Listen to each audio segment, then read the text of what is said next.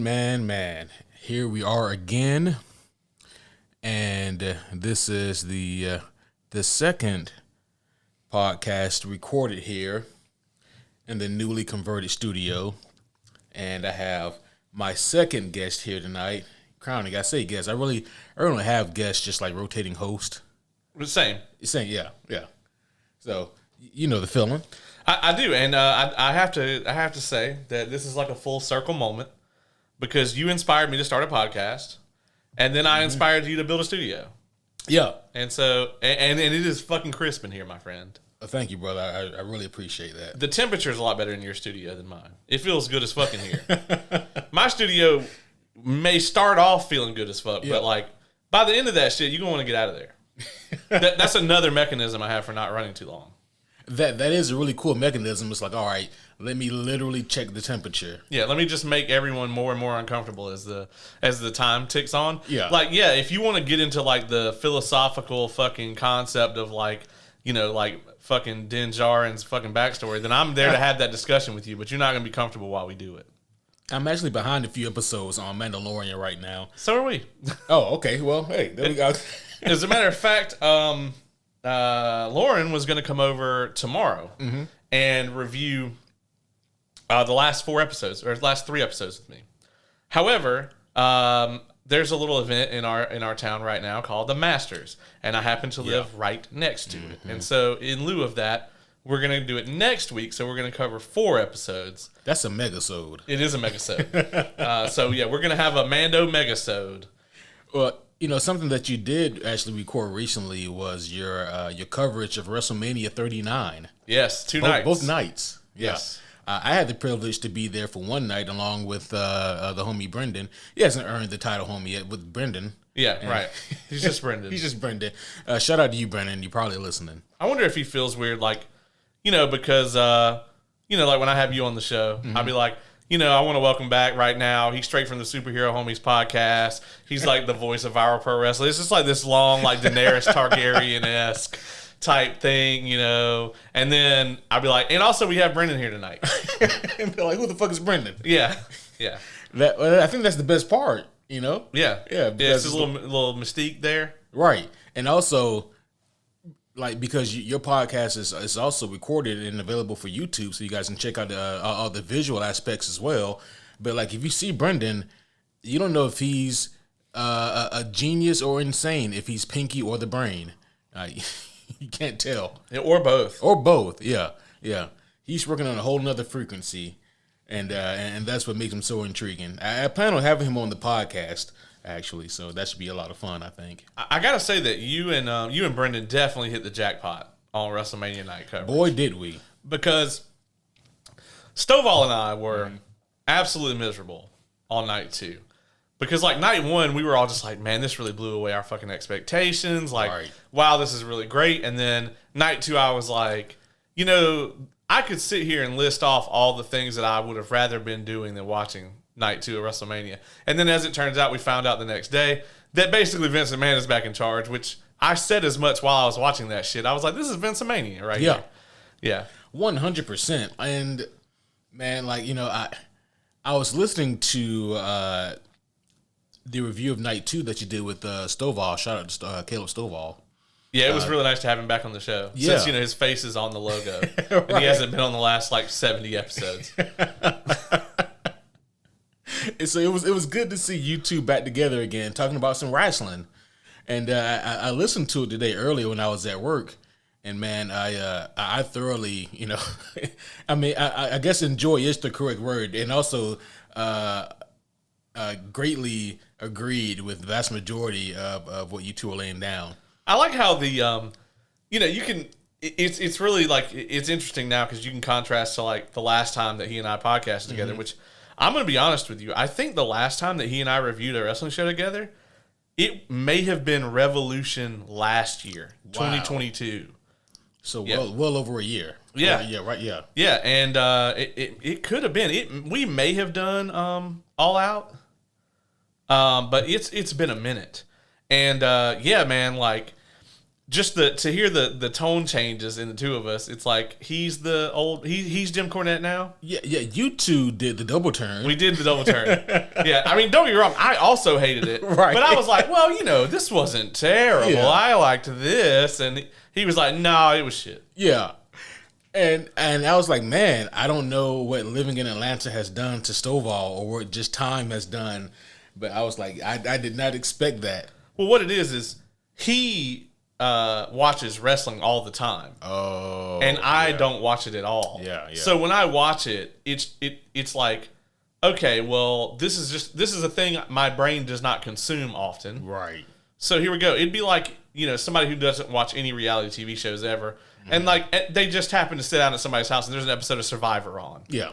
Okay, they might watch it and be like, this is cool. Mm-hmm. They may not want to watch 70 episodes of it, especially not the same episode 70 times.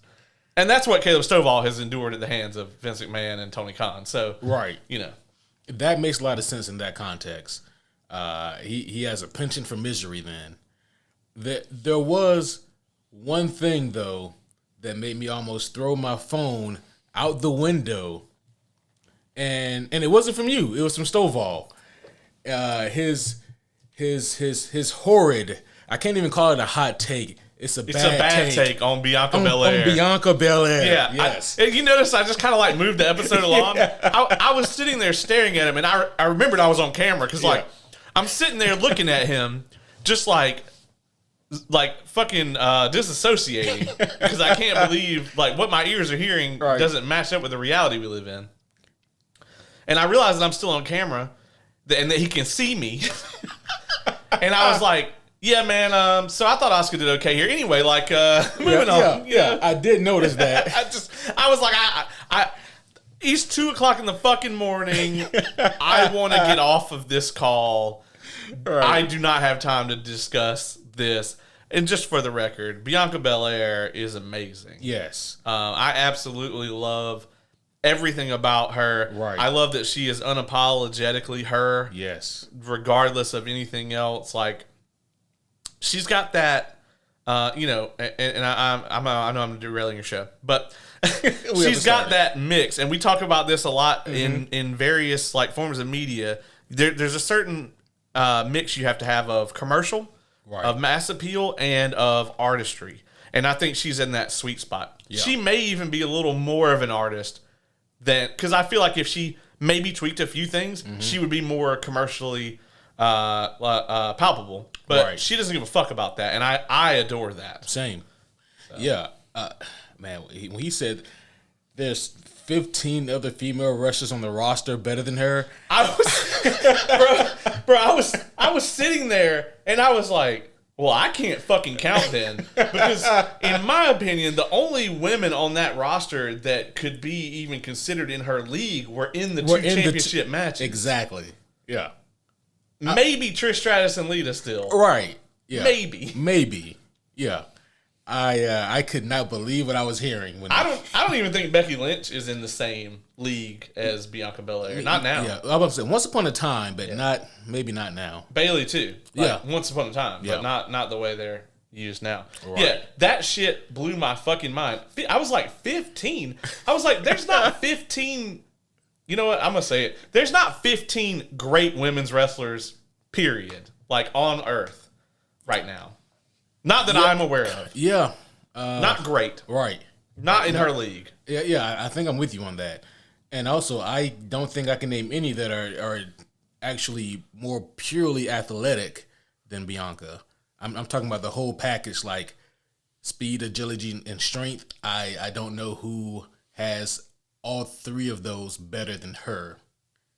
Yeah, I don't know. I mean, obviously, there's different aspects of it, right? Like Sasha Banks is clearly, but not the strength. Sasha doesn't have the strength. Rhea doesn't have the speed. Yeah. So. Yeah.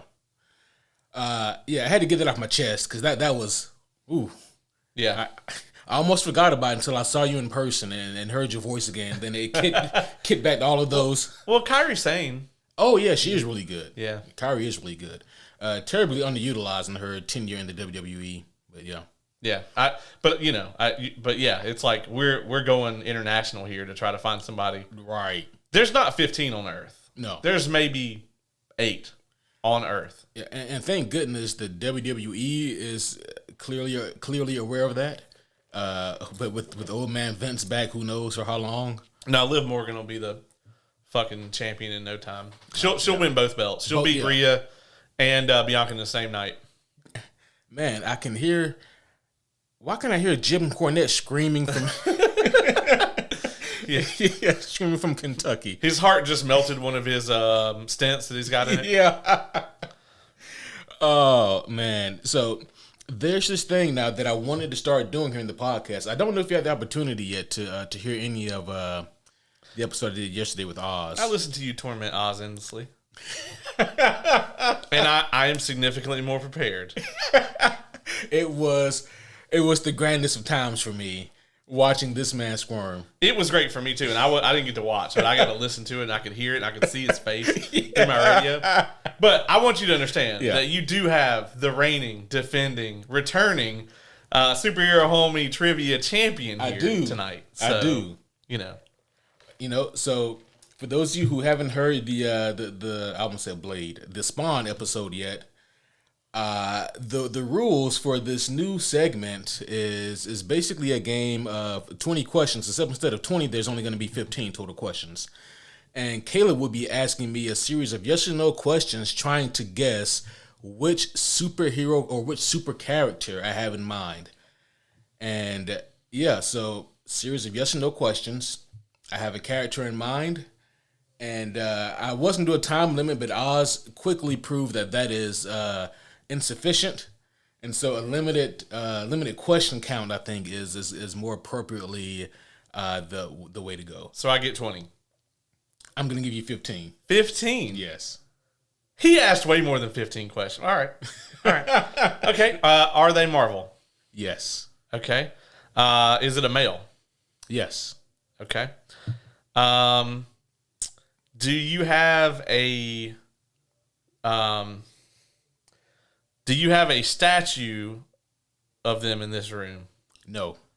Okay. Do I like this character? Yes. Okay. Do they have a TV show? Yes. Okay. Is there a TV show on Netflix? Yes. Okay. Now, am I limited? This is not a question. Am I limited in my number of guesses? I'm going to give you a total of 3. Okay. So, yeah. All right. Did I like the Netflix show that they were in? I'm honestly not certain. That's not a yes or no. Yeah. But that's okay. That's okay. Okay. Do they have super strength? No. Are they... Do they wear their comics costume in the show? Yes.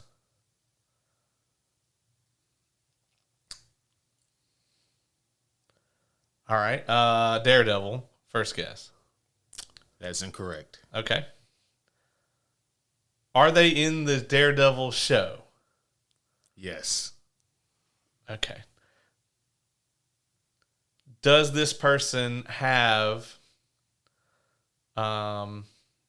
supernatural endurance?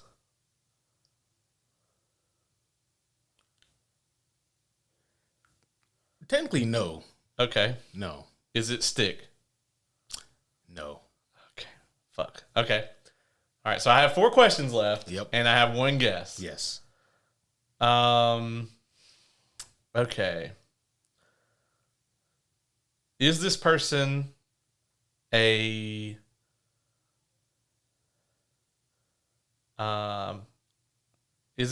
villain? I'm consulting with the committee right now. Frank Castle. That's correct.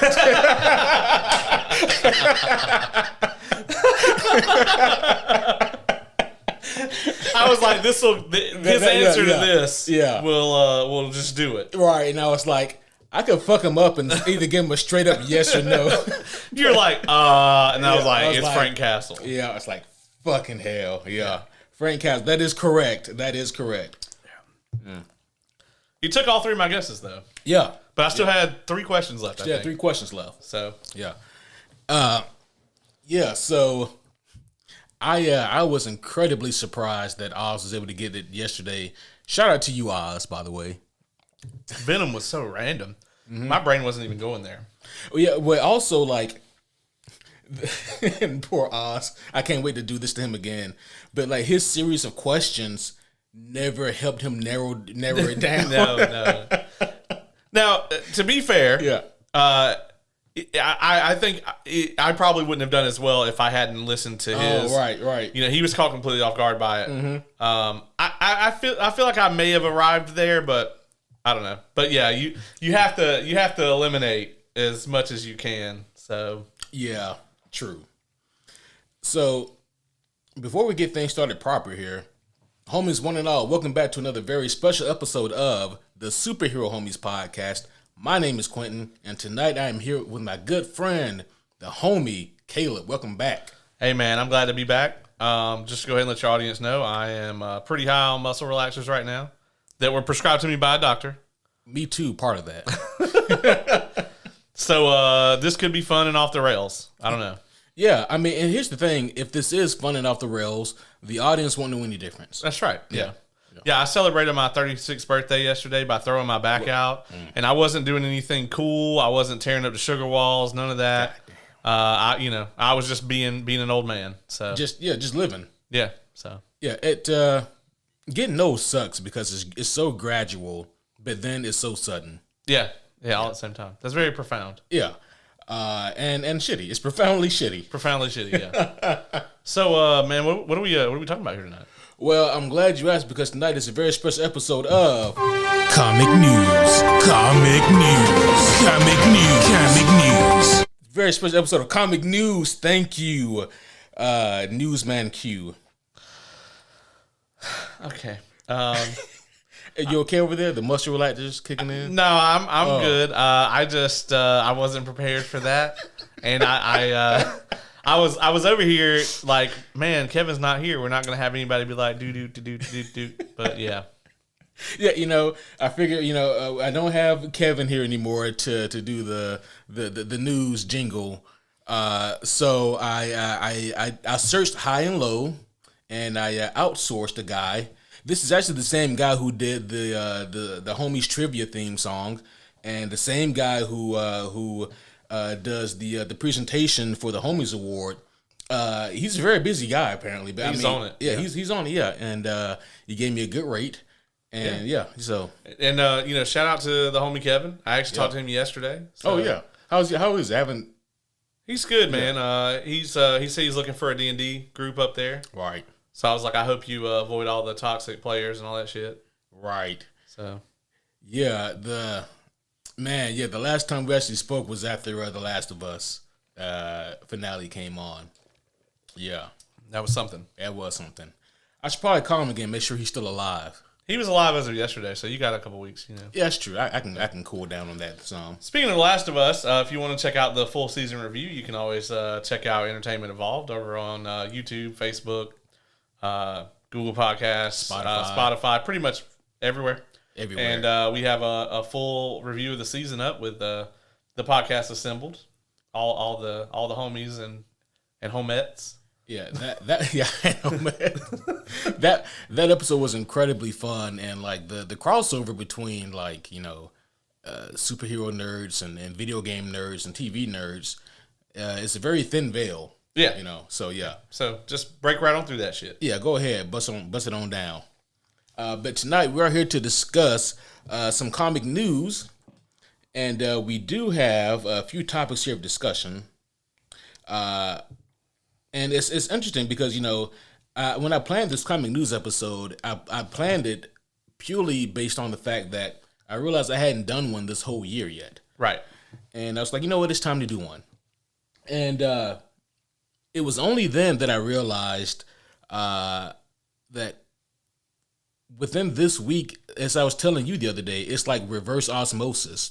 Because most times when we do a comic news or even just an episode where we talk about something that's related to another thing happening, as soon as we finish recording, or even sometimes while we're recording, Marvel or DC will break some brand new breaking news. And then I'm like, fuck, I just talked about that, but not like that. Oh, yeah, some shit will happen right now. Oh, yeah. But in a rare case, I'm like, I planned a comic news episode, and then a bunch of stuff started happening. And I'm like, oh, this is great. If only it could always be like this. Right, yeah. A lot of things have happened. Yeah. And there's actually several trailers that came out within just the past week. Yeah, one of them they called my bluff on. Really? Well, you remember I've been saying that Blue Beetle. Yeah. I was like, that movie's not fucking coming out. Somehow, some way, yeah, they did this just to spite you. They don't have any of the footage yet. Well, we got casting forever ago for Jaime Reyes. Yeah. And then it was just like Radio silent, and then they were like trailer. Yeah. And I don't know what you want to talk about first, but I guess now we're start talking about here. this. Yeah. I watched the trailer, and I gotta say, our worst fear is gonna come true. That fucking Scarab is gonna crack jokes. 100% right. All I can hope is that they keep it somewhat to a minimum. If it's like the Scarab is trying to be the Scarab and it ends up being funny, that's fine. Mm-hmm. If the Scarab starts dropping one-liners, I'm fucking done already. Yeah, listen. No one does Deadpool better than Deadpool, and even sometimes I can't stand it when Deadpool does Deadpool. You know, right? And so I don't need other characters trying to be this, because the reason why I compare it to Deadpool is because, you know, Deadpool has multiple different voices in his head, always talking. I don't need the Eddie and Venom. Right. And it's awful. It is. God. That's bad. And I really don't need Jaime to do it here with the Scarab. So yeah, we can go ahead and talk about this trailer. Like you, I didn't know what to expect from this. I didn't really have a whole lot of point of reference in terms of like this trailer or what this movie is going to do. But when I saw it, I was, I don't know, pleasantly surprised is the right term, but the movie to me doesn't look like it's going to be awful. No, it actually looks pretty good, and then James Gunn said that this property, like this movie, it has no references like connections or anything to anything existing. So if it goes well, Blue Beetle could absolutely just be part of the DCU. Yeah. I think the number one hurdle they're going to have to get over here is obviously the very direct comparisons to Iron Man, because the suit resembles the Iron Spider suit a lot, which it really does. So that's fine. Yeah. The little targeting thing that they decided to do, and the little heads up display, and the little voice in the suit, it's all very, you know, Peter and Karen. Yeah, or Friday and Tony. Yeah, I mean, so they're going to have to really go kind of far, I think, to differentiate themselves. What makes Blue Beetle not just DC Iron Man? Now, if it's DC Iron Man, that's still better than most of what they put out, right? Like, if they just blatantly fucking copy Iron Man, if they want to do like an Iron Man kind of rip, that'll be the best thing they've done in a while, right? You know,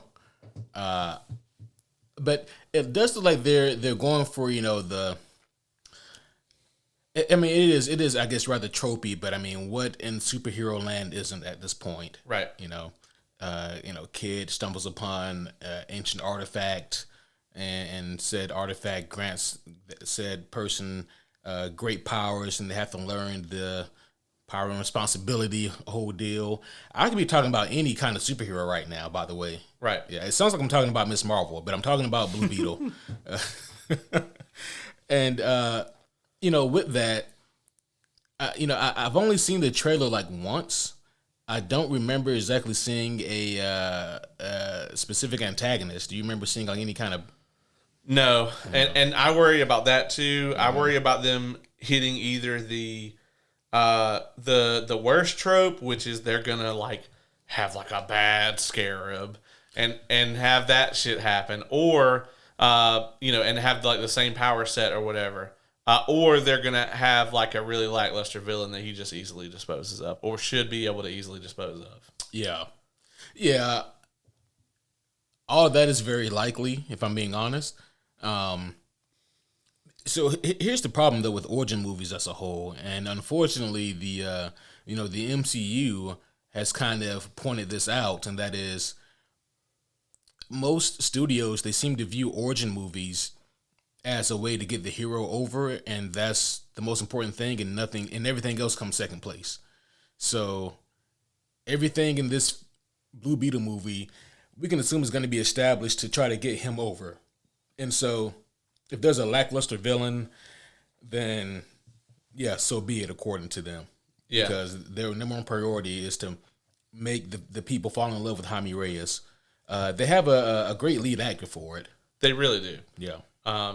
He has carried several episodes of Cobra Kai, and he's kind of the heart of that entire show. Absolutely. Really. Even when he was on their side in that show, even when he was with Cobra Kai, you were like, all right, well, they're the good guys now. Exactly. Yeah. Like whatever side he's on is the side you root for. Right. Basically. Yeah. Mm-hmm. I gotta say, James Gunn had an interview recently that came out talking about the dreaded superhero fatigue, and he had such an interesting take on that from other people in the industry, because he as the head of DC, the man came out and said, yes, superhero fatigue is a thing, and a large part of that is trying to do things in the wake of Endgame, because Endgame put it all out there.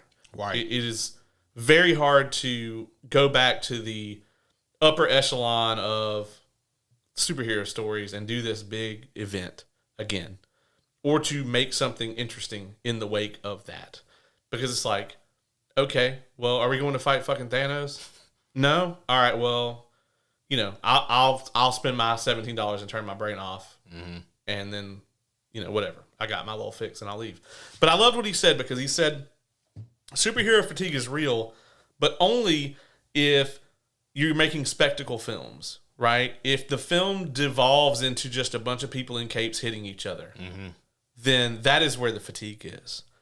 There is never going to be a fatigue for stories that are grounded in real emotion, because that is an aspect of storytelling that is not that has lasted hundreds of years and has been appealing for hundreds of years. And I really loved that take on it, because he both acknowledged that yes, it does exist, and it is a real thing that's happening right now, and then also got to the root of the issue, is that it's not that people don't like to see Batman and Superman and whoever else. It's that they don't want to see the same tropey beat 'em ups over and over again.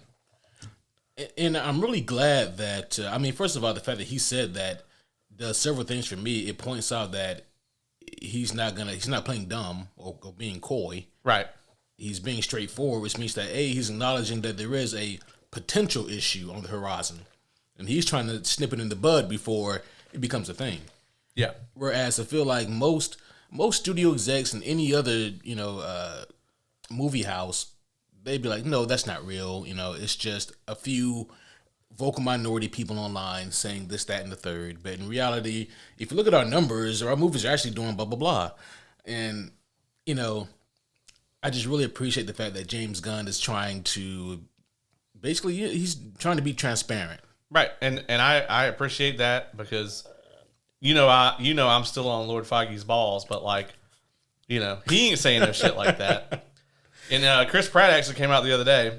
I'm no fan of his, but he came out and said that, he would reprise his role as Star-Lord, but he also would accept a role from James Gunn in DC. So, and I probably would imagine most people who have worked with James Gunn probably would say that. Yeah, they usually do. Yeah. I don't like Chris Pratt at all, but would he be a great fucking Booster Gold? Yes. Oh my gosh. Yes, he would. Yes, he would. He'd be such a good Booster Gold. Oh yeah, he'd kill that.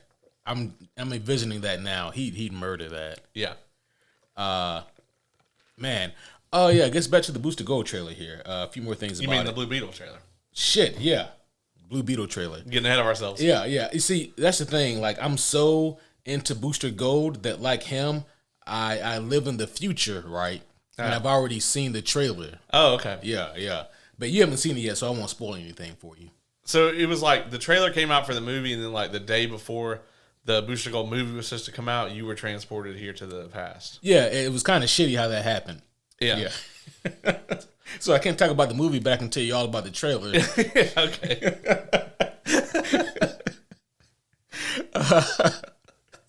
God damn.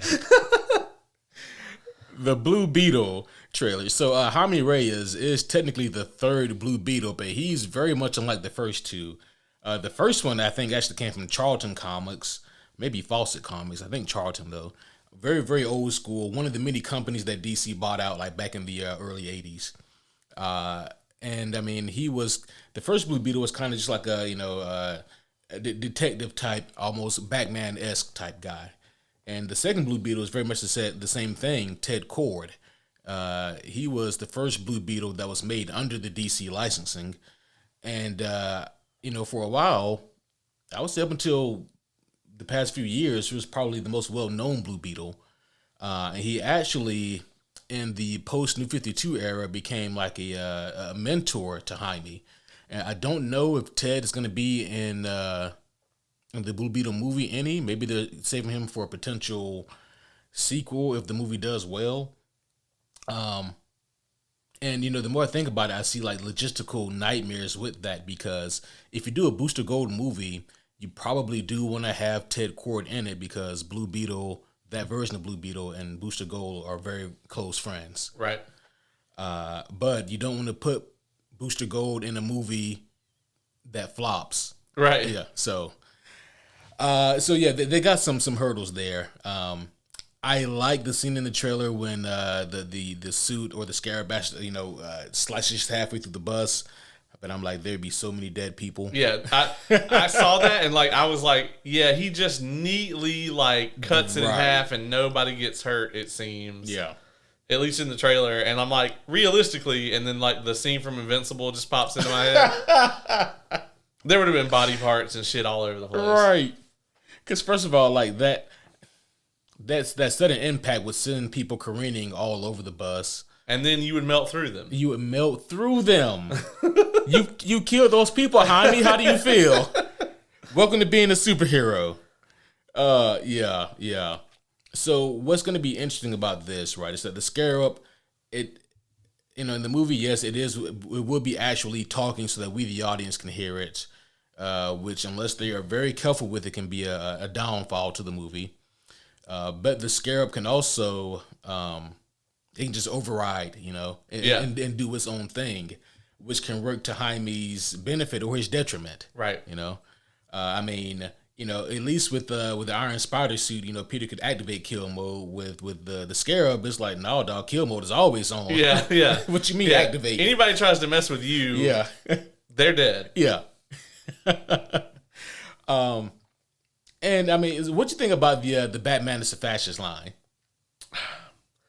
I mean, well, okay, so if this is DC, if this is current DC, then that's Batfleck, and he was kind of being a fascist. So I don't know. Technically, it wasn't Frank Miller's Batman. Yeah, pretty fat. Yeah. I'm not entirely sure if I'll have to see the context in the movie. Mm-hmm. If it's just a line that they kind of threw in there, I don't know. I don't know if it lands with me or not. Yeah, it's a weird line to throw out there, right? Because at least with Shazam, and both 1 and 2, something I can give it credit for, is that whenever they reference another superhero like Superman or then Wonder Woman in the sequel, at least they quasi show up, and there's some kind of payoff for it. But I'm pretty sure we ain't gonna get no Batman in this Blue Beetle movie. Right. Yeah. Yeah. So I don't know what the potential payoff could be. I mean, the CG in it looks clean enough.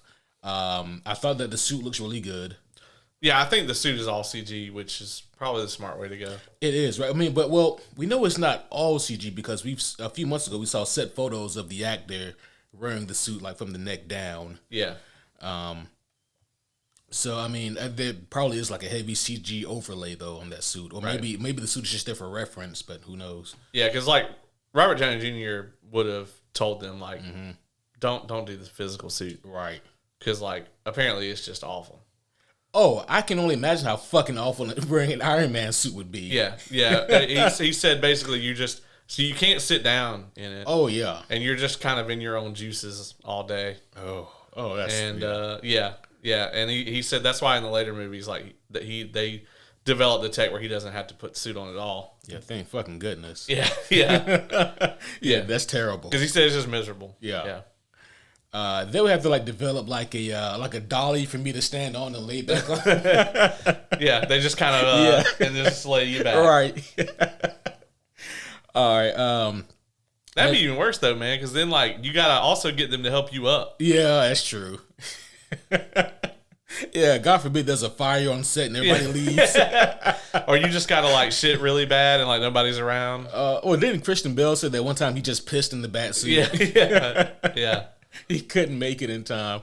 I'm like that, for practicality's sake and for the actor's sake, they should really just add zippers to some of these. Yeah. Or at least like a cork where you can just pop it out. Yeah, something. Yeah. Next up, let's talk about and we don't have to spend a lot of time on this one, but the Marvels was actually delayed. Was supposed to come out this summer, and it's been pushed back to November. And the current rigmarole going around is that it was pushed back. Marvel's official words that it was pushed back to finish post-production VFX. And but apparently, word on the street, that's the street for you old people out there who don't know slang.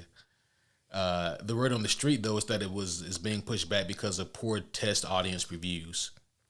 So here's the thing, right, about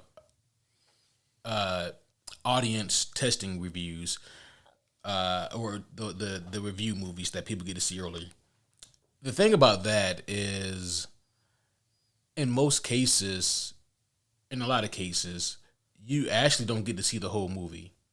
So I don't know how much the test audience got to see the actual entire movie.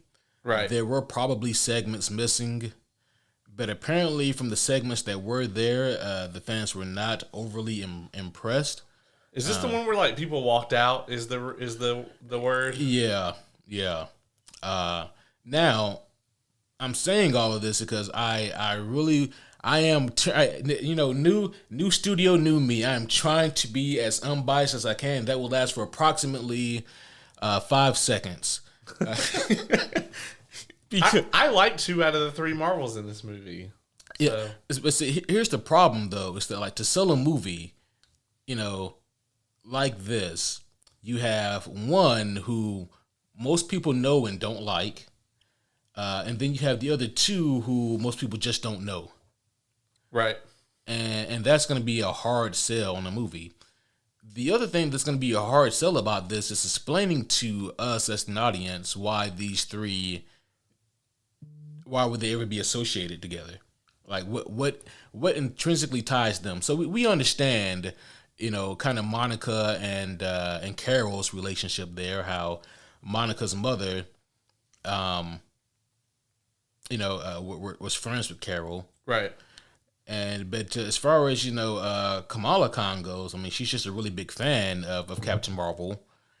But yeah, I want to say that it shocked and surprised me to hear that test audiences didn't like this movie. But at this point, it's not that big of a surprise. Yeah, I was gonna say you'd be lying. I'd be completely lying. What does this movie for you think have to do when it comes out in November to kind of not even knock it out of the park, but to be a successful film? Well, honestly, they're not going to do what I want them to do. Unfortunately. The thing I want them to do is have Rogue be the villain. That'd be too perfect. And to take Carol's powers. And that is why it takes the other 2 to beat her. I feel like this was written for them already. Like they didn't even have one job. Like They just had to make the fucking movie that Marvel pretty much already wrote for themselves. Yeah. But since they're not going to do that, I'm gonna be honest with you, man. This thing is pretty much dead on arrival for me. Like, yes, I really love Monica. I love the MCU's version of Monica. Mm-hmm. I love the MCU's version of Kamala Khan. Mm-hmm. I think her charm will carry the movie to like a 6. But if anybody's going to fly it up past that, man, they're going to have to really dig in and do something cool. And considering they didn't do that in the first movie, I have a lot of doubts about it. I'm very worried about this one. And I hope this massive delay, because the thing got pushed back really far. Yeah. I hope there's significant rewrites. I hope they are going to give the VFX teams, as I destroy everything, time to work on shit. Yeah. But yeah, I don't know. That's a hard question. Yeah, it is, and you also have to think how much legwork are they going to do to explain to people who didn't watch Miss Marvel or WandaVision Who the other two characters are? Yeah. I mean, because on one hand, they kind of need to do that, but on the other hand, for people like us who are like, okay, we already know. You don't have to spend all this time expositing about who these people are. Yeah, I actually want them to stop that shit. Yeah. Like the two things Marvel needs to do. Number one, they need to get back into the serialized storytelling and with stakes. Yeah, because lack of stakes is their biggest problem right now at Disney in general. And then the other thing they need to do is we're like 30 something properties in now. Like, you can assume people are watching the things. Mm-hmm. Like, this whole idea of like someone who's never seen any of it should be able to show up and like maybe not and like enjoy it is one thing, but like also fully understand it. Fuck that. Right. Like, if you've never seen anything and you walk in and watch the Marvels, you should be pretty fucking lost at this point. Yeah. You know? Like, it just seems like now I'll give you an example of this. The first Lord of the Rings movie that I ever watched and enjoyed was The Two Towers. That's right. You told me that. And it had a lot of fucking questions, man.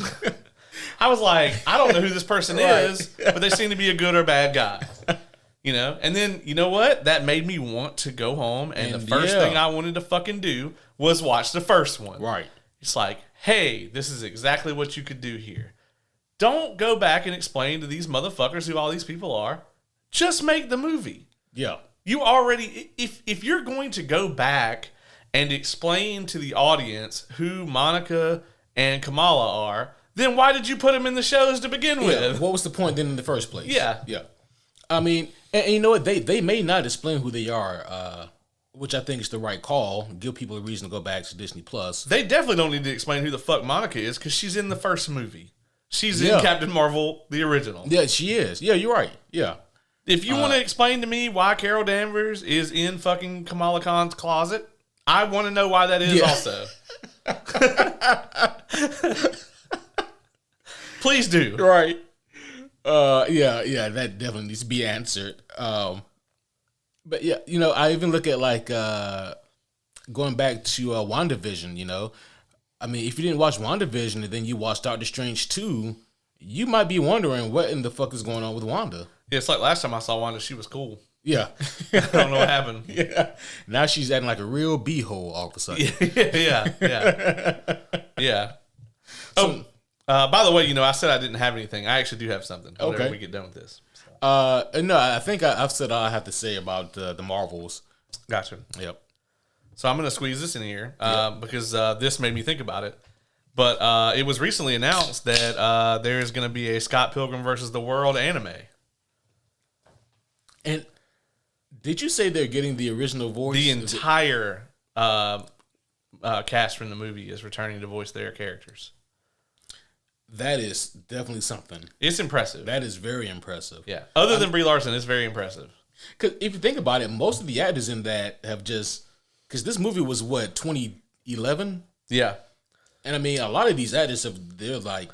They've really blown the fuck up. Yeah, so we got Michael Cera. Well, he's not doing anything. Mary Elizabeth Winstead, who's pretty damn famous. Right. Chris fucking Evans is in this. Kieran Culkin is in it, and he's kind of blown up lately.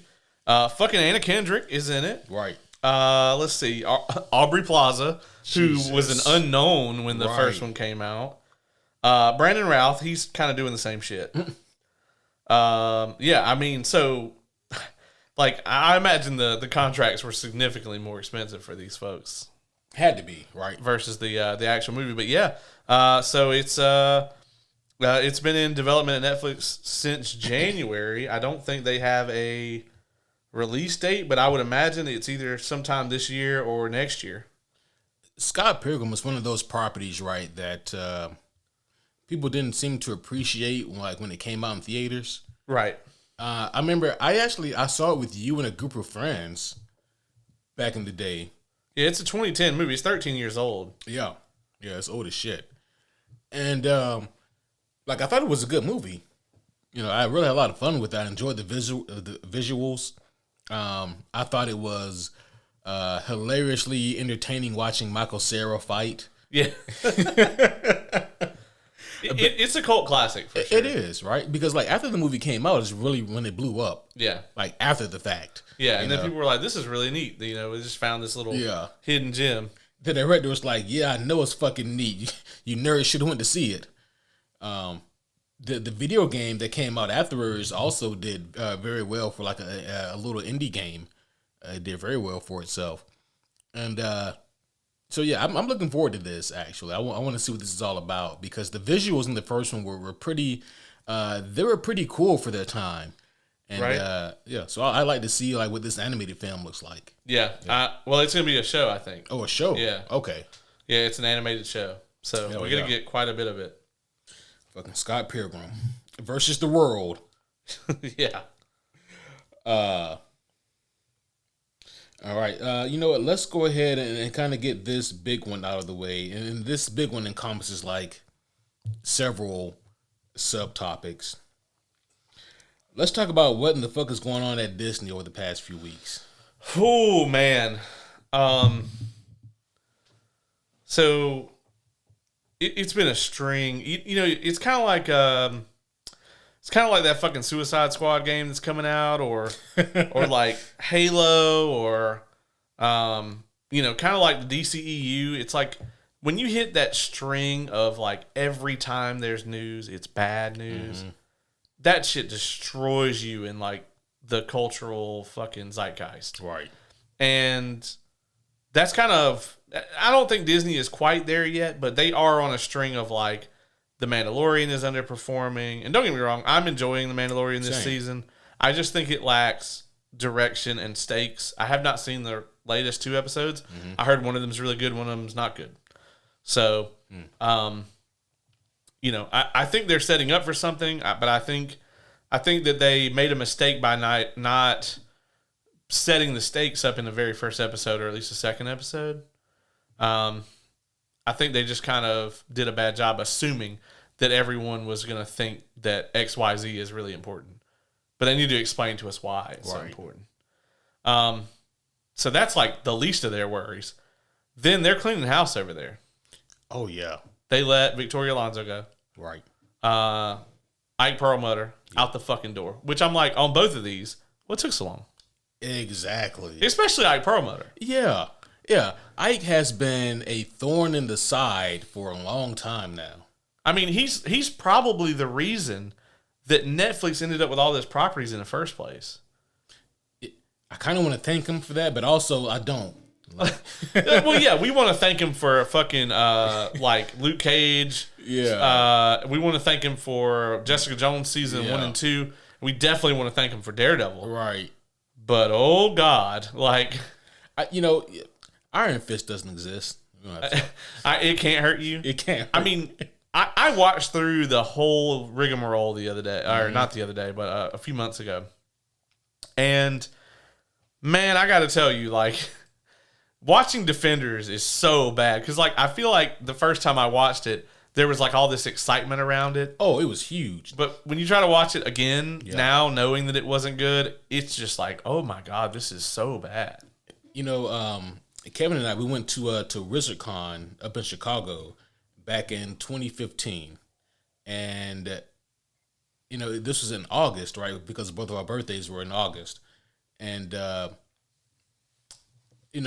big one of the big kind of panels there was the cast of Daredevil, and they were talking about Defenders, and like they were, everybody there was hyping it up and talking about things to come, and people were asking questions, and I mean, we were all super stoked, right?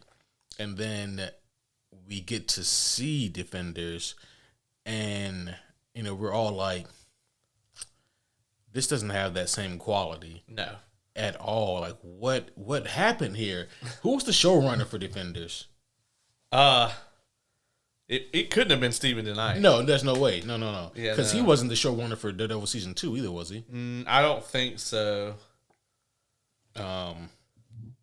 Yeah, because like with Defenders, you just had like this kind of weird, forced story that kind of aligns everybody, whereas all four of these characters already exist within the same Netflix verse, and it's like there's no reason for this to feel so forced. Yeah, it was created by Douglas Petrie and Marco Ramirez. And Marco Ramirez on Wikipedia does not have a link under his name. Jeez. Douglas Petrie, I may be messing that up a lot, was a co-writer for 2 seasons of CSI. He wrote a couple of episodes of Angel, and he wrote the screenplays for Fantastic Four and Harriet the Spy. And I don't need to know which Fantastic Four movie. You stole the question out of my head. It is irrelevant. Yeah, I knew you were like, which one? Does it matter? It doesn't. I mean, it matters it matters like if it's the first one, then it's like, okay, you had all these ingredients and you mixed them into something fucking terrible. And then in the second one, it's like, well, you actually had all these ingredients and a blueprint to make something that was subpar but palpable, and you said fuck it and just went full tilt and made the most horrible movie possible. Right. But at least that person succeeded. At least Josh Trank succeeded. I don't know if he was trying to make a terrible movie, but if he was trying to make a terrible movie, he succeeded. Yeah. I was like, succeeded in what category? But yeah. It's decidedly terrible. Oh, it is. You have to watch the first Fantastic Four, and at the end, you're like, was that okay? Yeah. At least for the second one, you don't have to wonder. You're like, no, that was awful. Right. Yeah, the first one is comfortably meh. Yeah. It's Michael Chiklis and then a bunch of meh. Yeah. Yeah, man. Yeah, we were talking about that because we were talking about Defenderverse Ike Perlmutter. And Ike Perlmutter. Yeah. Yeah, he should have been gone the moment that fucking Inhumans came out. Jesus fucking Christ. Because that was his baby. That had to be like, okay, and also us comic book fans, we hate Ike for a whole nother plethora of reasons, right? So for those who don't know Ike Perlmutter, he was like the head of Marvel Entertainment, which is a different thing altogether from the Marvel Cinematic Universe. Now, originally, they weren't actually so different in terms of them being conglomerates. They were actually pretty much intertwining. But he was actually, in the beginning, it was Ike Perlmutter and Kevin Feige. They had some creative differences, some clashes. The story goes, Ike went to Bob Iger and tried to say, hey, we got to get this guy out of here. Things happened, and Ike ended up being the one who got kind of the soft demotion, and Kevin Feige was made like the sole head of the Marvel Cinematic Universe. Yeah, Ike ended up in charge of like Marvel TV. Yeah. Prior to it being on Disney Plus. Yes. So this was the Defenderverse. This was Agents of S.H.I.E.L.D., which, oh my God, had some great seasons until they ran that shit into the ground. And then, what else? The fucking Inhumans. Yeah, Inhumans. Yeah. My gosh, yeah. Kevin and I think, I don't know if we were just bored or if we didn't have anything else to talk about in the podcast, but we watched like all of Inhumans and then reviewed it. We did some very some very self-harming things back in the day of the podcast, I watched like 14 out of 21 episodes of Batwoman. I can't fathom it. Can't fathom it. Like, I still haven't brought myself to watch a single episode of Gotham Knights. Gotham Knights. I can't do it, man. I can't do it. Yeah, I can't. Yeah. But it was because of Ike Perlmutter. Like, this is around like the 2014, 2015 mark when negotiations were coming up again. That it was then learned that Marvel would not, or Marvel, like the Marvel Cinematic Universe, would not be receiving the rights for the Fantastic Four or the X-Men. With Ike being over Marvel Entertainment, he actually was technically over Marvel Comics. And he's the one who sent out the word to Marvel Comics to put less emphasis on the Fantastic Four and the X-Men, which is why the Fantastic Four were all but written out of comics altogether. And House of M was like the only good thing that came out of that. Oh, yeah. We got like another decimation event where like there were no more goddamn mutants. And then, and yeah, that was Ike Perlmutter's doing. And then all of a sudden we got these crop of Inhuman comics that I won't even blame the writers for this one, not entirely. Like their subpar writing did play a big part of it, but the writing team at that time, they had to figure out what the fuck to do with the Inhumans. And so, I mean, we ended up getting like a bunch of subpar Inhuman stories where like they were trying to make them a really big deal in Marvel Comics, and it didn't work, and neither did the TV show. Yeah, I mean, when you try to do the Vince McMahon shit of trying to tell your audience what's over with them, Right. That only goes one way. Yeah. The crowd has to tell you who's over. And in this case, like if you were to go back to them making this decision, like prior to Ike Perlmutter, putting down the mandate that we're gonna phase out the X-Men, I would be willing to bet that X-Men comics were outselling Inhumans comics hand over fucking fist. Yeah. I mean, and if we're being honest, like the Inhumans, they haven't even consistently had their own book. Right. I mean, whereas the X-Men, they're the fucking X-Men. It's hard. So, like, here's the thing, man. I think Black Bolt is a fucking great character. Same. But I also realize that there's only so much you can do with a character that can't fucking talk. Yeah, who can't talk and also can either obliterate you or can't do anything to you. Right. Yeah, there's no like fucking Black Bolt rolls up and leaves you in front of the police station in fucking handcuffs. Right? Like either Black Bolt can't do shit to you or you piss him off to the point that he disintegrates you with his voice. Right. You ever been killed by words before? That man can do it. Yeah. Ain't no sticks and stones in this shit. That motherfucker can break you down to atoms with his mouth. Right. And I've only had one girl do that to me before. Hey, it only takes one. That's right. Oh, shit. But yeah, I mean, that's just some of the shit that Ike Perlmutter has done before. And there's rumors about other things that he's said before and tried to do. But because like those are, as of now, somewhat substantiated, I won't repeat them here. But just know they're not very savory for the man's character. Well, and the other thing too is the rumor has it that those are not the only kind of mandates that came down.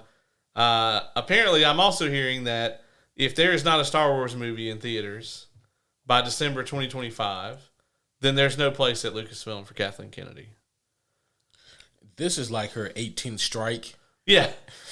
I don't know why she's getting so many. She ain't playing baseball, bro. She's playing several rounds of fucking bowling. Because I'm going to tell you right now, I hope that she doesn't get a movie out in time. Mm-hmm. And I hope that she does get one out if she does do it and it fucking bombs. Yep. It would be worth it to endure another shit Star Wars movie if we can get rid of her. Yeah, because she is the root of the problem.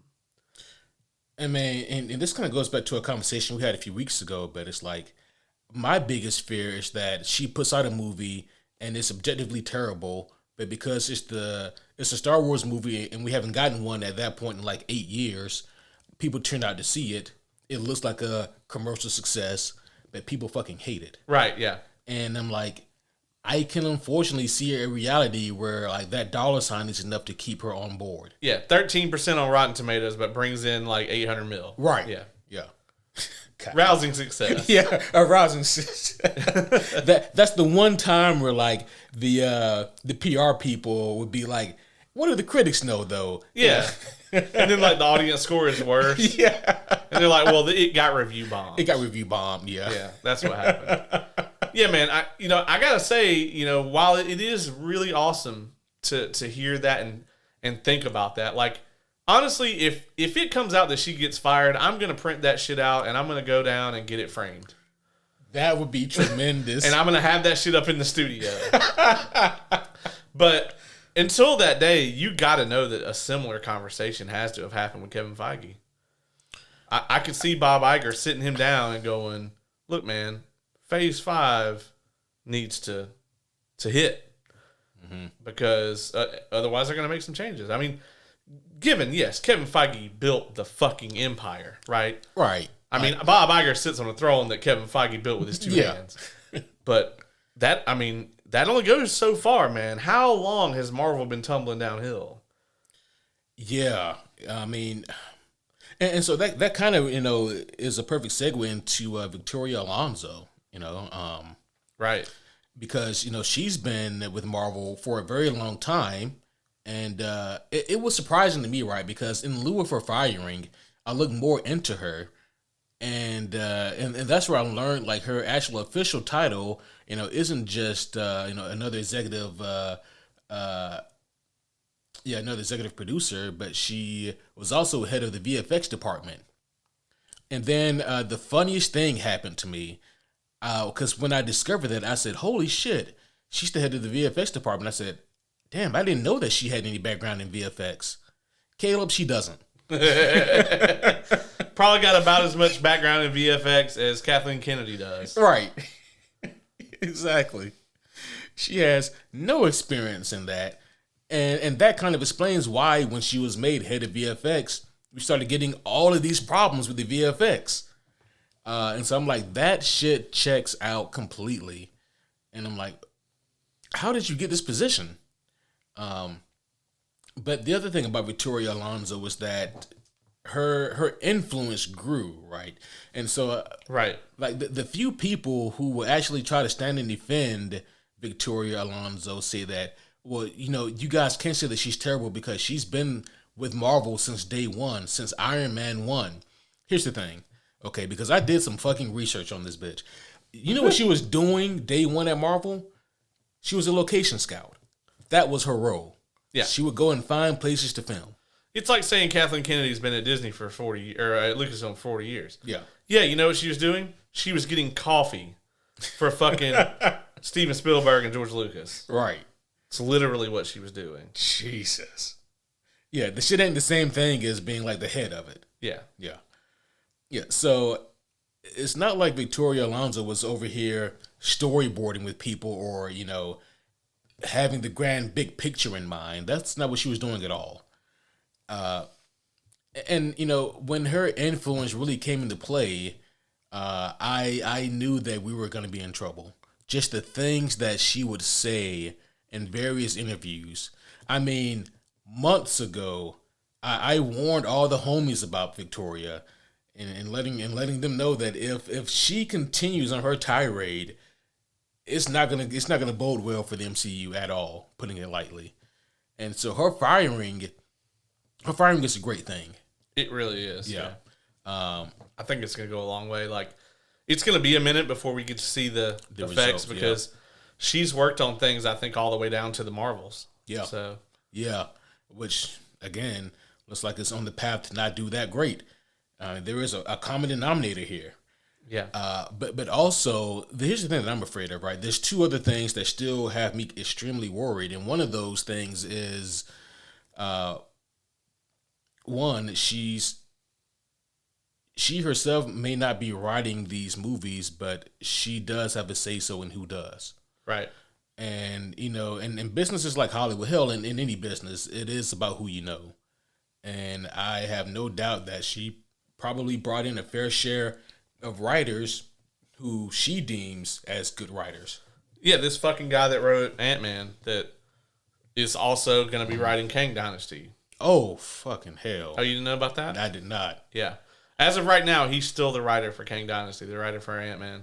Jesus. Yeah, and it's just like, Kevin Feige, fix this shit, bro. Because Michael Waldron, is that his name? Oh, yeah, that name does sound familiar. Yeah, his, like, explanation for, like, why he ended the movie that way and all this other shit is just, it's a terrible kind of take, and you just kind of get his mindset and, like, his thoughts and stuff. Look, man, he was a great writer on Rick and Morty. Mm-hmm. He wasn't a writer on their better seasons, but, you know, for all intents and purposes, man, maybe go back over there and write some things. He wasn't terrible at that. They could probably use the hand right about now. But yeah, I mean, if this dude writes Kang Dynasty, we're going to have a huge problem. That movie already, I'm going to tell you right now, if I was Kevin Feige, I would be so terrified of producing that film. So terrified. Really? Because I think it has such a huge weight, you know, it's got to live up to the 4 Avengers movies that we have. Yeah.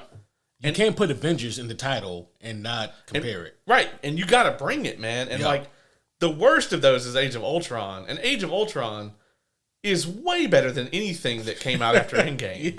Way fucking better. Yeah. Like, with the exception of No Way Home. Nothing. Yeah. Right. It's got no competition, really. Yeah. And so, I just wouldn't. I mean, I guess they're just going to bank on the fact that it's been so long since there's been an Avengers film that, like, we'll all be blue balls. And maybe we are, but still. Yeah. Well, here's the problem, though, is that, you know, with like, the foresight that we have here, we kind of know how, like, the casuals will react, though. They'll be like, it'll be excitement first. Oh, my gosh, a new Avengers movie. I can't wait to see Iron Man and Captain America, Hulk and Thor, Black Widow, and Hawkeye. And they're going to see that trailer and be like, who in the fuck are these people? Well, it's probably going to have Hulk in it. It's probably going to have Hawkeye in it.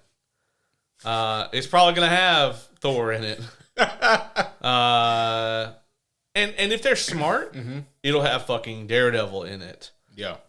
It'll have some of these, like, it'll have Shang-Chi in it, Doctor Strange. Yeah. You know, it'll have fucking Spider-Man. Mm-hmm. You fucking put Peter Parker all over that goddamn trailer. Yeah. You know. Yeah. I do think it would be. I mean, you need Doctor Strange. I mean, he's like your real. I mean, because I don't know if Chris Hemsworth is going to be back when he wants to come back to do that. You know, his last run on Thor. And in terms of, like, the Hulk, they'll probably put She-Hulk in it. I don't know if they're going to put Bruce Banner's Hulk. They'll probably put Jane Foster's Thor in it. I don't know if they'll put Thor Odinson in it. I'm pretty sure Thor Odinson will be in it. You think so? Well, because Jane died. When does they ever stop? Well, yeah, that's true, but I think that they're going to bring Hemsworth back and kill him, and they'll have Kang kill him. Well, he needs to kill somebody. Right, he needs to do something menacing. Yeah. Because I think Chris Hemsworth did say, like, that if he came back again, he'd want it to be, like, the end. Yeah. But hell, I thought he also had to leave with, like, having a good movie of his own to go out. Well, that shit ain't gonna happen. Yeah.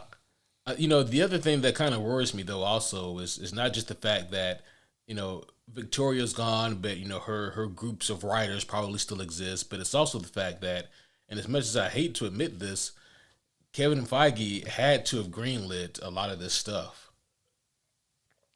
Right. And we've talked about this before. Yeah. It's the opposite problem with Kathleen Kennedy. Yeah. It's the further Star Wars sprawls out, the less things she can muddle it with and mess up. But with Marvel, it's the opposite. The more Marvel we get, the more Kevin Feige can only slightly influence things. Right. And yeah, he's probably made some bad calls. Phase 4 as a whole, not having any overall direction. Once again, I'm a simp for the man, but that's Kevin Feige's fucking job. Yeah. And so he either didn't do it or messed it up. Doesn't mean he doesn't have one in the chamber. Mm-hmm. It just means that he fucked up. I fuck up my job sometimes. I'm not great every day at it. Whatever. But the man has got to, that's what I'm saying. I guarantee you that these same conversations, maybe not as severe as Kathleen Kennedy, maybe not like a, if you don't do this, we don't have a place for you. Right. But, man, I can't fathom a world where Bob Iger hasn't called the man in his office and gone, you got to fix this shit. Yeah. And I think you're right. And I think, like, him, like, as a matter of fact, the way I envision it is that, like, you know, I just envision, like, Kevin Feige is sitting where you are right now, and Bob Iger's like, you don't believe me? Give me 1 second. Picks up his phone. Yeah, Victoria, you're fucking fired. Hangs up. You see what I had to do, Kevin? Some John Wick shit. Right. But I think, like, worst case scenario for Kevin Feige is that Bob Iger brings in somebody else to kind of co-run it with him. Right. Unfortunately, it can't be James Gunn. And yeah, it'll take a fucking ass load of money for that to happen at this point. They got to right the ship, man. Because I'm gonna tell you now, I don't think they can. I don't think they can go head to head with James Gunn's DC. And it's interesting, right? Because the time frame is gonna line up so that, like, around the same time, these two are gonna clash. Yeah, and it'll be really interesting to see what happens here. But yeah, so right now hits are rolling, and like insiders are reporting that over the next few weeks and months, expect to see more. Yeah, and we're also seeing like less emphasis on Disney Plus. Yeah. Seems like we're still going to get Secret Invasion soon. They dropped another trailer for that. I haven't watched it, but yeah, I mean, there's a lot when it comes to Disney, man. I think that we're going to see maybe like 3-4 tops Marvel shows coming out every year. I think they're going to be more polished, more focused, which is what they need to do. Yeah. I think we're going to see a longer gap before these Marvel movies are released on Disney Plus. So I think that, I think they're changing their strategy a little bit more to try to like reinvigorate the box office, because they pivoted towards streaming real hard and they made a bunch of money really fast. Yeah. But they also found out that they, like, at the price point that Disney Plus is, they saturated the market really fast. Right. And it's just like, if you raise the price, you're going to lose subs, and so it's not doing you any good. So they've already kind of hit that kind of sweet spot where I don't think there's a lot they can do. But, we'll see. I mean, they're in a better position, I think, than like Netflix, who is, really struggling. Like, they have to continue their price increases because of how much content they're putting out. It seems like Disney, because Disney has other streams of revenue, can go, well, we're just going to make less content. Yeah. Which I'm fine with, because same. A lot of what we got was fucking garbage. Yeah, and I'll be honest, guys, and I've said as much, right? I don't want to sit down and review every episode of House of Harkness or whatever the fuck it was going to be called. I don't even want to watch that shit. Even if they did cast Aubrey Plaza in it. I've watched an episode or two. But I'm not going to like it. I'm not going to like it, though. Yeah. All right. Yeah, and, like, for those of you who aren't overly familiar with, like, Victoria Alonso, the woman has some amazing quotes. She has some amazing zingers. I've told you guys multiple times about the one about the X-Men, about how the way she drops the line makes it sound like she just discovered who the fuck the X-Men were. And, she says, well, I've looked into these X-Men, and there's quite a few women in it. And the name is quite antiquated. And that's, in lieu of asking her about, so what are your plans for the X-Men? And that's her first response. Well, she has another very great quote when she, she's asked about, what it takes to make a good superhero movie. And she goes, well, if I have the option, she goes, I really don't like superheroes, to be honest. Yeah. She goes, if I have the option to make a drama or a romance or a superhero movie, I'm going to make the drama or the romance. Again, indicating that she's woefully undeserving of that kind of title in this kind of position. Right. I mean, the writing should have been on the wall for her, but I guess I don't know how this happens and how people like that infiltrate places where they shouldn't be. It's Hollywood, man. Somebody gets you in the door. Yeah. And you just fail upwards. You fell upwards. And eventually you're like telling people that a giant spider's got to be in the third act. And eventually the final step is you become fucking, what's his name? John Peters. John Peters, yeah. Yeah. That's the final step. All right. And then there's no turning back. And he was, do you remember, he was somebody's hairdresser. Yeah, his wife, Barbara Streisand. Yeah, he was Barbara Streisand's hairdresser. Fucked her. And that's how married her. that's how he got his job as a fucking executive producer in Hollywood. Yeah, let that shit sink in. Yeah. Yeah. Shit ain't no different. No different, yeah. The man does have great hair to his credit. But that's the only good thing about him. Yeah, that's it. That's the whole fucking list. Right. Yeah, creatives rarely get those types of position of power. People who can actually see the big picture. Yeah. Moving on here. Do you have anything else about like the stuff going on at Disney? No, I think we covered it pretty. Yeah, samesies. Pretty well. I know you haven't seen the Secret Invasion trailer, the second one to come out at least. I have not. Yeah, it violates my rule. It does violate your rule. I will not spoil anything about said trailer. I mean, honestly, it doesn't really give you anything that we didn't already get from the first one. So I don't think I could spoil it even if I wanted to. But it does kind of reinforce like the tone of it.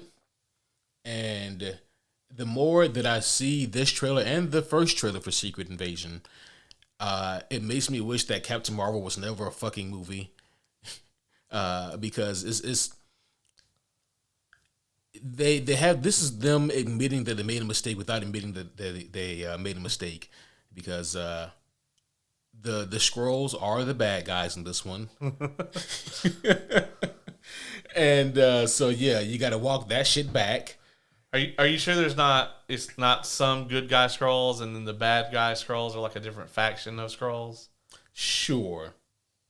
Good luck differentiating them. Yeah. Good luck telling them apart. I mean, listen, I understand you never want to take a group of people and paint them all as bad people. Right. Because that is racist.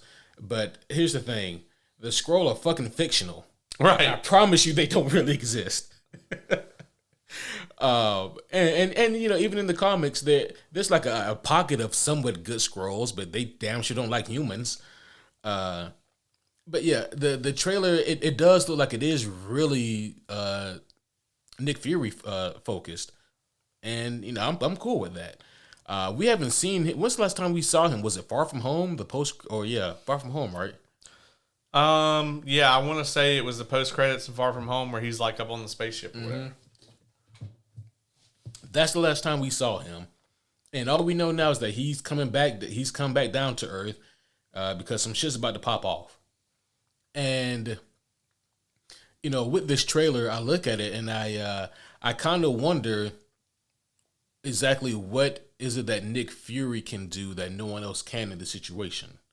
Right. I also wonder would they have the balls to potentially kill Nick Fury? Maybe. Yeah. It's possible. It is possible. Kobe Smulders is in it. She's returning again as Maria Hill. And I mean, the thing of it is, if they do ever want to kill Nick Fury, because there is no shield anymore, right, in the MCU. It's just sword. Just sword, yeah. Just sword. They can always have her take over. Exactly. Always have her take over. So, so tell me this. Does the trailer reveal any greater, because we know Rhodey is in it a good bit. Does the trailer reveal any MCU cameos that we weren't aware of? Not that I remember, no. Gotcha. No. Yeah. Which again is kind of surprising, but good that they didn't. Right.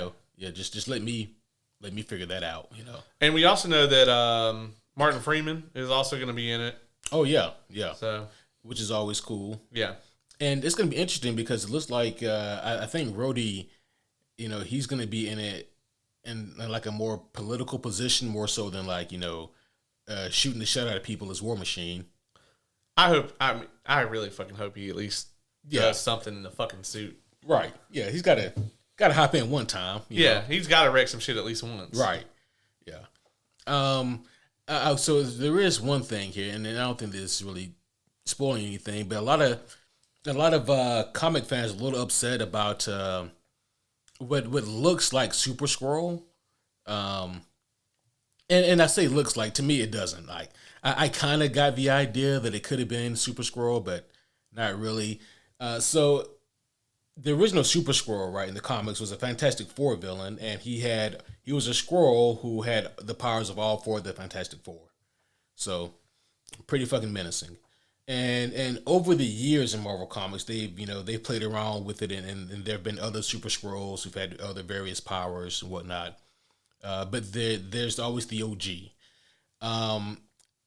And people think that this is maybe a Super Scroll because they see him like do some kind of stretchy stuff.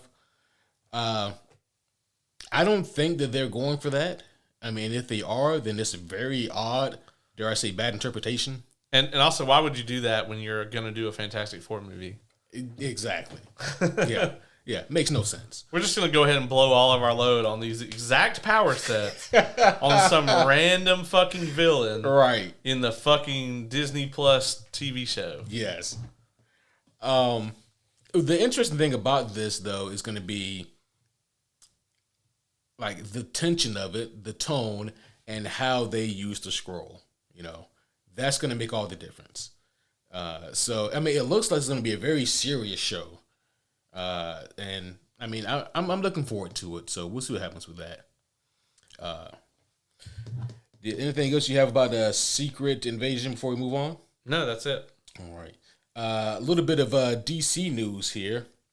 There's been rumor reports that the Batman 2 will actually potentially be leaning towards using Clayface as the villain. I've been hearing that. I think that if done right, and I have faith that they will do it right, Clayface could be a fucking horrifying villain on screen. He terrified me as a kid, right, on the animated show. He was awful. Yeah. He was terrifying as fuck. And, this was sometime last year. I went back and I watched that scene because Kevin and I were talking about Batman the Animated Series, and we were just like Googling certain scenes, and I said, let's look up that the Clayface episode, the end of it when Clayface is defeated. And what Batman does is, if you remember, he lures Clayface into like this scene on a studio TV set, right? And there's a bunch of monitors on all the walls. And Batman hits a button, and all the monitors start playing different roles that Basil Carlo has played when he was an actor. And it freaks him out, and he starts shape-shifting into all the characters, and he can't control himself, and it was fucking terrifying. Right. And it was still terrifying as a grown-ass man. Yeah, I think that Clayface could be amazing as a villain here. He was one who I was rooting for to be a villain in like the Batman sequel, but honestly, I didn't think it would happen. I didn't think there would be like much chance. And I think that there's a lot of really cool things they could do with that. I mean, just the hiding in plain sight and the paranoia, and this would also give Batman a chance to use more of his detective skills. Do you think that they bring that in, like? Because in the current like Matt Reeves Batverse, we haven't seen anything that would be indicative of supernatural abilities. Right. So, do you think they go that route? I mean, can you do a Clayface without having him have supernatural powers? I don't think that. Yeah. So you are correct. You cannot do a Clayface without supernatural powers, and I think they do lean into that. I think. There's a couple of hints that they would be willing to, such as like when he injects himself with whatever it looked like the venom. Yeah. In the first movie, it's like it almost looks like they're going for more of like an animated series kind of tone with it. And I could see them starting it super grounded like in the first movie, and then making it a little more supernatural as time goes on. Maybe they could do a Scarecrow. Holy shit, that'd be amazing. Scarecrow in like the third one. Yeah. Scarecrow with a fro? Scarecrow? Scarecrow. Or Mr. Freeze, as I have been suggesting for all this time. The more you suggest it, the more I don't want to see it. I just don't want to see it. That's weird. Yeah, I know, right? Because I was so excited for it. Yeah. But now you've talked me out of it. Yeah. I really do think that a damn good, like, grounded fucking Victor Freeze story is an amazing Batman movie that we just haven't gotten. Absolutely. Yeah.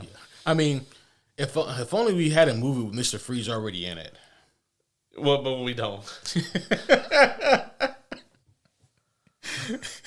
But we don't. Yeah. Yeah.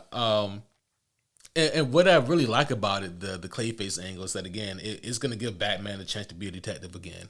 Right. And maybe that's what Matt Reeves is attracted to about Clayface.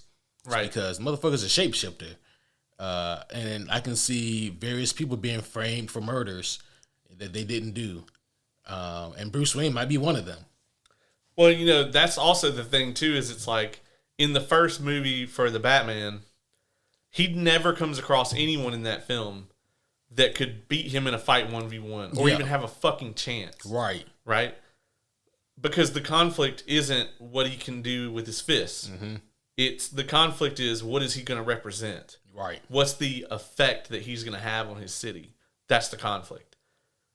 But because they went that direction in the first one, it would be very intriguing in the second one for him to come across someone who is a physical threat to him as well. Yeah. And not just a threat not only to the symbol that Batman is for Gotham, but also be that physical threat for him as well, where it's like, okay, so you found him, and he about to beat that ass. Right. Because that was the other thing that was terrifying about the animated series. That's the first time I ever saw Clayface. Like, Batman would punch him, and he would just stick inside of him. Yeah. Like, oh, shit. Batman, you done fucked up. Yeah. They have an opportunity also to lean into, like, the horror aspects as well. They really could. Yeah.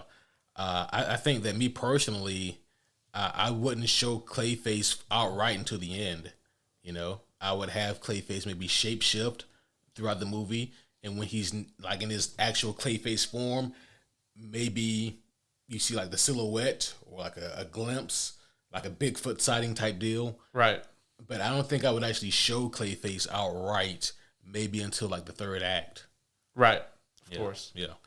And then how do you make that not be like the big cheesy CG monster reveal?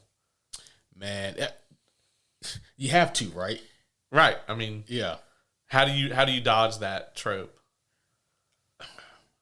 I think you dodge it by, instead of playing it for because there's a difference in CG, at least to me, between like the typical superhero third act CG boss fight versus like the CG they did with like Pennywise the Clown. Right. And I think, with Matt Reeves, I mean, he likes practical effects so much, he might get a bunch of mud and and throw it on a giant fucking puppet. And then like maybe do like a CG overlay on that bitch. But I think if you shoot it as like a horror creature in mind, more so than an action thing, right, then you come up with something different. Goes a long way, yeah. Yeah. So we'll see about that. I think the Batman comes out in October 2025. That sounds about right. Yeah. So long ass ways away. It is. Yeah. Let's talk about Across the Spider-Verse. They also just dropped the trailer. I know that you have your Cardinal Rule, so you probably didn't see this one, did you? Or is this the first or second trailer? This is the second trailer. Okay. I think it's actually the third, technically, because they did do a teaser to begin with. That's true. But there is an exception to my Cardinal Rule, and that being, if I'm not sold, then I will continue to watch trailers. Like, I only watch the one trailer if it's like, I'm going to go see this movie no matter what. Yeah. But with this, man, I'm not sold. I actually think the first trailer, it looks like a clusterfuck and a half. Mm-hmm. I have not seen the second one. I heard that they reference the MCU in it. They do. Which was cool. I don't expect a whole lot to come of that. I think it's just a rare flex, I think. Yeah.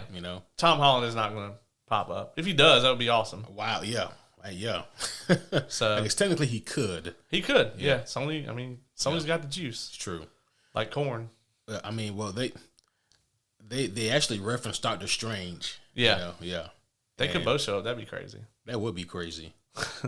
Jesus, that'd be wild.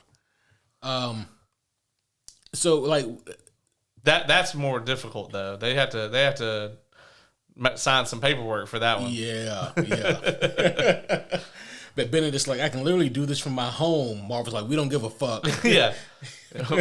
Pay us our money. Right. So did this trailer sell me on the movie? Because like you, I like the first one. I think a little bit more than you, but like you, I wasn't sold on the sequel. And this second trailer, it sells me on some things, but it exacerbates my fears on other things. Yeah. I do think that there is like a lot of comedic value that's going to be in this movie. But I also think that I don't know, man. It feels like this movie is doing something that I never liked, and I think it's something that either you like or you don't. I hate derivative characters, and the entire Spider Verse arc in the comic books and the movies. It's just what other Spider Man can we fucking think of and make? Uh, I think it's woefully uncreative. I've never cared for that. The best Spider-Man, in this movie, to me, is Miguel O'Hara, Spider-Man 2099, because he has a lot of original qualities to him, and I mean, obviously, besides like Miles and even Gwen, but you have Miguel in there. But I mean, you literally see they're using a lot of Rick and Morty stuff in this trailer too. With like the Citadel of Ricks kind of. Where you see just like a bunch of Spider-Man and there are some funny jokes there to be had. They do the point thing again, but with the ass of Spider-Man, and the context does seem like a really good funny setup. But I don't know, man. I don't. The reason why the first one worked so well for me is that like the different Spider-Man we got, they were all vastly different. We got Penny, the anime Spider-Man, which was not even a fucking Spider-Man if you're being honest. Right. We got Spider-Ham, which is always a hoot and a half. We got Schlubby Peter Parker, Miles and Gwen, and I'm like, and Spider-Man Noir. I'm like, that's a great off the wall lineup. But with this one, I'm still not sure how many of those characters are coming back, and I think that we're going to the well one too many times, and probably the thing, I don't know if this is a hot take, it shouldn't be, maybe it is. I don't like what they're doing with Jessica Drew, Spider-Woman. She's in this movie, and what I mean by that is I think it's fucking stupid to have a pregnant woman out here fighting crime. I'm like, I'm assuming that you intend to carry that baby to birth, and you're out here trying to fucking fight crime. I think that is woefully irresponsible, and I don't know what kind of message that sends or what the intended message is, but I don't think it's doing what you want it to do. So, yeah. Yeah, I am vastly concerned about the amount of spider people that are being put in this movie. Yeah. I am worried about the direction of it, whether this is just a thing where it's like, the first one was good, people want to see more of this while they miss the point. I think the first one is good because it's a great Miles Morales story. Exactly. And because, yes, they did go with this wacky cast of spider characters. But most of them play into that with Miles. They affect Miles or give him a new perspective or fill in something he's missing. Yeah. They all, like, other than maybe Spider-Ham, they really contribute to that Miles-centric story. And I feel like if they lose that in this, then they've lost it. Because this is grounded within Miles. Miles is such a great character. And yeah, this looks like fucking Spider-Verse 2, Electric Boogaloo, fucking Spider-Man for life. Yeah. It does kind of come off that way. Very much so. But, I guess for me, like, the other thing here about this trailer is it seems like whereas the theme of the first one, you're right, the theme of the first one was Miles coming into his own and learning how to be Spider-Man. Whereas in this one, it seems like the theme is learning about sacrifice and learning how to deal with it, maybe. Because like we know from, if you guys have played you haven't played the Miles Morales video game yet, have you? I have not. No, Gotcha. I've played the original. Gotcha. You played the original. I'm trying to remember. Miles' dad dies in that one. Right. Yeah. Yeah. Yeah. He's killed by Mr. Negative, right? In like the explosion. Yeah. I did play that part. Yeah. I haven't played the DLC, no. Yeah. Yeah. So, if you guys have played the Spider-Man game, you know that Miles, his father dies there. If you've read the comic book, you know that eventually his father, I believe, also dies there too. And it seems like this movie is going to be playing against that role of how that sacrifice is needed. But again, I think that we're just going way too deep into that spider well, and yeah, it's the same thing as you just said, man. I don't like the idea of the derivative characters. I mean, it's too much at this point. It's way too much, and if all of you basically do the same shit, why should I care? Right. So yeah, I don't know how they're gonna sell me on that, but yeah, I mean, we'll see. We'll talk about one more thing here, and then we'll wrap up. Alrighty, what you got, buddy? Thunderbolts. I don't know if you have seen the recent rumors or whatnot concerning the Thunderbolts. I have not. The last thing I've heard is where they officially cast Harrison Ford, which I'm super stoked about. Yeah. So I'm going to lead with the rumor, and then we actually talk about like the more solid details here. So the rumor is that they are moving forward with the Sentry in this movie, and apparently they've cast Steven Yeun as Sentry. That's an interesting choice. And it's a very interesting choice, right? I mean, he's got the acting chops to do whatever. Oh yeah, I'm like, are they gonna put him in a Shazam suit? Yeah, that's weird. Yeah. You think they're gonna make him like a robot or something? Full tilt. Oh, I hope not. No robot. Or you think maybe he's gonna have like a super suit, or do you think maybe they'll go the super soldier serum route with it, where maybe like he's got a hold of an offshoot of that? Or see, how often do we go back to that well? Oh, all Marvel comics leads back to the super soldier serum. Like, I don't know what the fuck Dr. Abraham Erskine did, but man, no one else can do that shit apparently. Yeah, not correctly. Yeah, not correctly. Either your face falls off, or you turn into a giant green rage monster. Turn into a giant green rage monster, or you end up making the Weapon X program. All roads lead back to Steve Rogers and the super soldier serum. Right? Yeah. But yeah, so that is the current rumor, is that Steven Yeun has been cast as Sentry. Now, here's the thing: if they do go with the Sentry as like the big bad here, they're gonna have to undercut that man's story a lot, because there's a lot of characters in this movie already, and I don't know how you properly tell the Sentry story in a movie like this.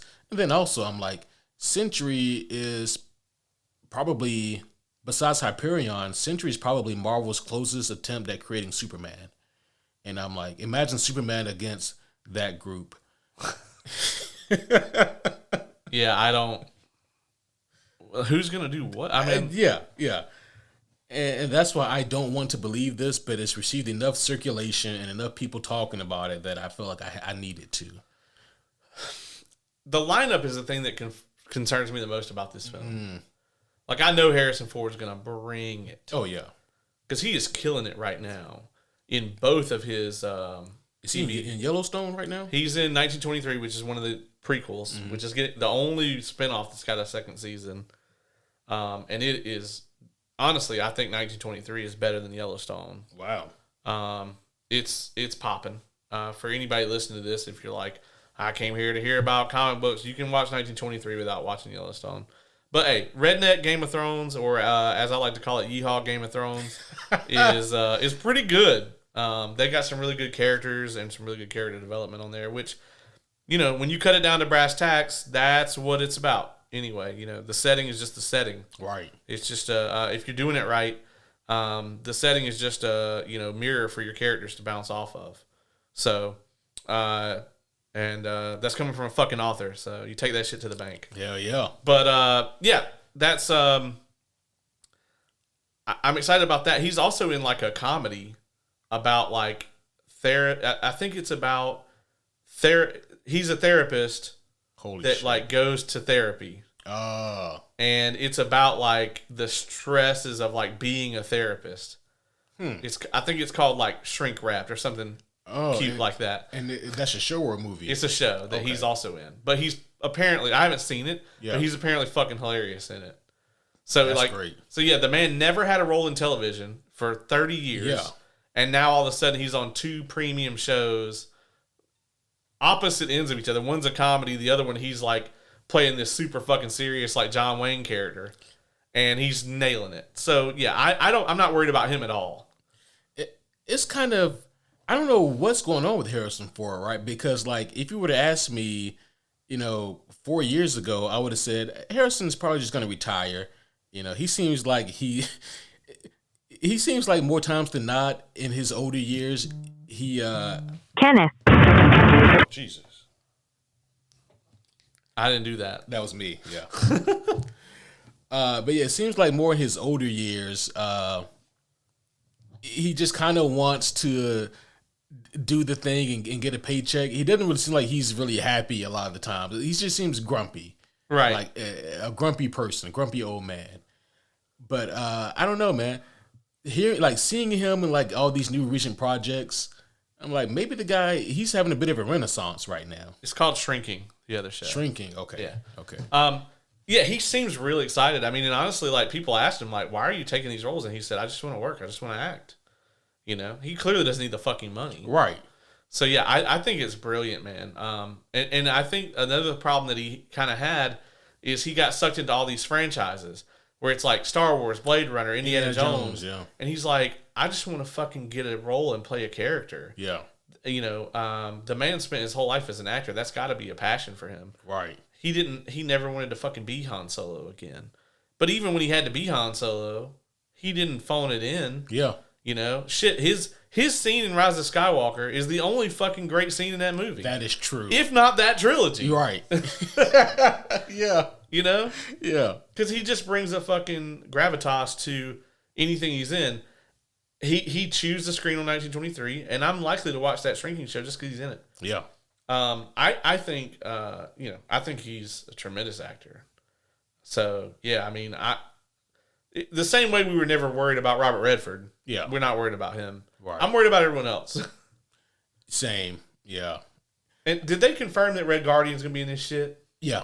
Yeah. Okay. Well, that we already got our fucking joke fest then. Yeah. Yeah. We know who's gonna be the comedic punching bag. Yeah. Not that I am not always happy to see what's his name, David Harbour. Yeah. David Harbour in just about damn anything. Yeah. But that shit ain't gonna work for 90 minutes, and this will be longer than that. It's not, and also I'm like, there's a lot of people on this team who really don't have unique skill sets. I mean, because if you think about it, in the MCU, right, both Red Guardian and Winter Soldier both have like a form of the super soldier serum, and I'm like, so we got 2 super soldiers who can kind of do the same thing, but then also you got multiple super spies on the team, right? Have they confirmed that Zemo is in it? No. Oh. No. They need to get fucking Zemo. It's such a mistake not having Zemo in it. At a bare minimum, I need an after credit scene that's just 10 minutes of him club dancing. And it serves no other purpose. Right.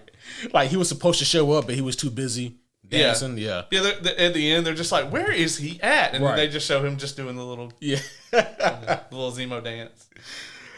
So the more confirmed happenings with Thunderbolts is that it does seem like they are going with the theme of them fighting. So here's the new story development on this: is that apparently the villains would be the Serpent Society, which is a group of kind of B-list supervillains, all based off of snake puns and snake jazz. And they all got like there's different snake people and whatnot, like Solid Snake, Liquid Snake. God damn it! No, that would be really cool. Actually, I would like to see that. I mean, they are what they are. Like they're like the underneath talent who you use to get over the main guys, right? but they're going to be. I guess the Serpent Society will represent like another country or so in an attempt to. They're fighting over Tiamat. That is the the celestial that was aborted in Eternals, and apparently the shell of that body is a very rare material or whatever, and they're fighting over it. I mean, I gotta say, aborted celestial is probably a rare resource. It's got to be, right? Yeah. Imagine what the kind of nutrients you can get from that. Yeah. Is there a placebo? Some fucking celestial stem cells. Yeah, celestial stem cells. Oh my gosh. There's your super soldiers theory. Oh right yeah, that's got to be better than that. You probably just get high as balls. I'll take that too. You just get high as balls, but there's no downsides at all. Like there's no hangover that doesn't kill you. You just get high as fuck. Oh, that's excellent. Yeah. That shit gonna be gone. Yeah. They're gonna be selling that shit for like $10,000 a gram. But apparently the island that is now Tiamat will be known as the island of Genosha, which is of course infamous for being the island where Magneto at one point took majority of the mutant populace. And so that would be very interesting. There was a rumor a few months ago saying the same thing, but with the added detail of the island Genosha also producing adamantium, which is where we get adamantium from. So that would be interesting if they do go that route. And then the rumor kind of attached to those details would be that there were rumors to be first time appearing mutants in this movie. So that would be interesting. I'm up for it. Set all that shit up for me, baby. Set it all up. Yeah, I like the idea. I mean, Serpent Society, I mean, they're whatever. I'm not going to pretend like I really like these guys a whole lot. But they're fine. But the idea, though, of the Celestial Corpse being, turning into an island and that island becoming Genosha, I think that's cool as fuck. Yeah, that's a great fucking concept. And at least they acknowledge the shit. Yeah. Because I do feel like that shit would have at least made the news. Right. Lady Hydra will also apparently actually be like a part of the team proper. And I'm like, I thought that she was just going to be like, there's like Thunderbolt Ross, and then I thought it was going to be like her, like she would be like the Amanda Waller, and then but apparently from what it sounds like, she's going to be like going out with them. That's going to be awful for them, but could be hilarious. Yeah. I mean, she's hilarious. Julia Louis-Dreyfus. Yeah. She's fucking hilarious. Right. Like, so. Yeah. I mean, there's a lot of potential there. Thunderbolts needs to be a banger. Agreed. I mean, they've got this huge cast, and they have the opportunity to fix Ghost and Taskmaster. Yeah. Two characters who receive like 0 lines in their first appearances. I mean, this could only be a redemption for either of them. Right. It'd be hard to be worse. Yeah. Faux show. But I think that's all I have for comic news. Yeah, that's all I have for comic news. Please tell me you subbed out the Wonder Woman button for that one. I did. Okay. But I can bring it back though if you want. No, I'm okay with the current status quo. Thank the fucking maker. It's become a thing now where like I have a new button for you every time you come on. That's okay. Yeah. I'm gonna run out of ideas eventually, and I'm just gonna hit you with the comic news. That's fucking great, dude. That's so good. You got to keep that shit. You have anything else you want to talk about before we get out of here? No. That'll be it. As a matter of fact, I did mention I was on those muscle relaxers earlier. Yeah. And I also have drank this giant fucking thing of water. Yeah. So I probably need to go let that out. You probably do. That's probably a good idea. Yeah. Well, homies, we're going to go let Caleb pee and relieve himself. I'm going to take the mic in there with me. That's not necessary. That could be the outro. Just a steady stream. You get it now, streaming. God damn it. No, you get the... I'm not giving you props for that at all. Not at all. we're gonna get the fuck out of here before he hands out any more zingers like that.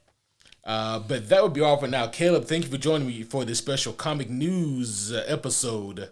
Hell yeah, man. Always a pleasure. I'm about to go throw a one-man R. Kelly party. I got nothing to say for that, guys. I hope you guys enjoyed this. We will see you next time. But until then, my name is Superhero Homie Q. And I'm Superhero Homie Caleb. And this has been another episode of Comic News. Comic News.